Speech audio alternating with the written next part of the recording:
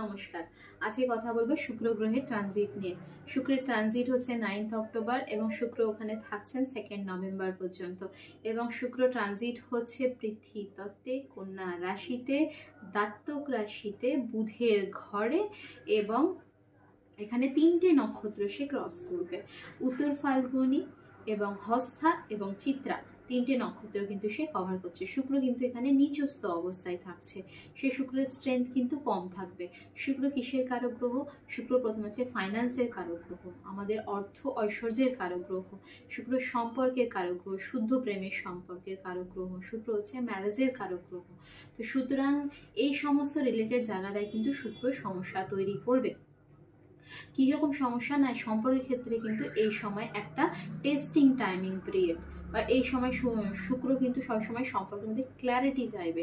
সামনের মানুষটার মধ্যে যদি সেই সমস্ত সম্পর্কের মধ্যে কমিটমেন্ট, ক্ল্যারিটি নেই, ক্যাজুয়াল সম্পর্কে রয়েছে, সেই সমস্ত সম্পর্কে কিন্তু সেই সময় শুক্র যখন প্রথম নক্ষত্র ক্রস করছে উত্তর ফাল্গুনি, সেই সময় কিন্তু সম্পর্কের মধ্যে একটা ইগো তৈরি করে কিন্তু সম্পর্ক কিন্তু সমস্যা তৈরি করে দেবে। যাদের মধ্যে অলরেডি কমিটমেন্ট, ক্ল্যারিটি রয়েছে সেই সমস্ত সম্পর্কের কিন্তু কোনো সমস্যা তৈরি করবে না।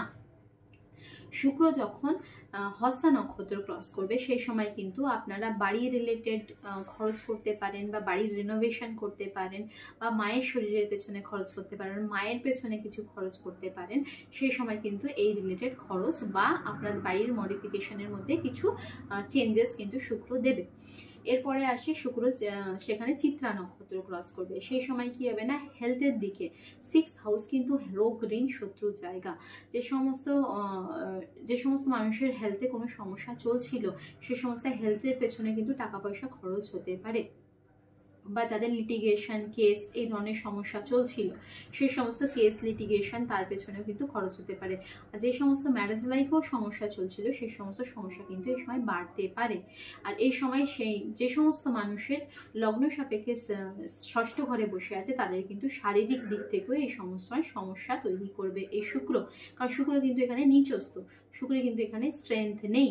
বাকি দশা অন্তর্দশা অনুযায়ী আপনারা ফল পাবেন। কেমন লাগলো আপনারা অবশ্যই কমেন্ট করে জানাবেন। নমস্কার।